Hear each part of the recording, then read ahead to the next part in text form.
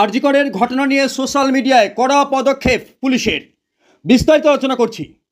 আপনি কি সোশ্যাল মিডিয়ায় অ্যাক্টিভ বা সোশ্যাল মিডিয়ায় সবসময় বিভিন্ন রকম পোস্ট বা বিভিন্ন মন্তব্য করে থাকেন?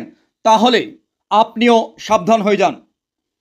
যে কোনো পোস্ট করার আগে 10 বার ভাবুন এবং ওই পোস্টের সত্যতা যাচাই না করে সোশ্যাল মিডিয়ায় ছড়িয়ে দেওয়ার চেষ্টা করবেন না। আরজি করের ঘটনার পর সোশ্যাল মিডিয়ায় মোট 280 জনকে নোটিশ ধরিয়েছে কলকাতা পুলিশ। ভুল খবর ছড়ানোর জেরে আপনার প্রোফাইল বা চ্যানেল সাসপেন্ড হতে পারে।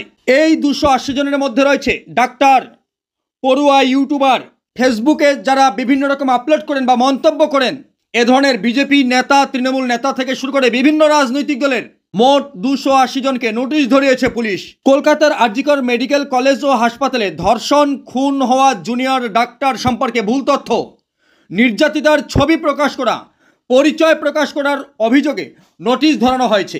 ওই নির্যাতিতার ছবি বা ভুল তথ্য বা তার পরিচয় প্রকাশ্যে আনা যাবে না।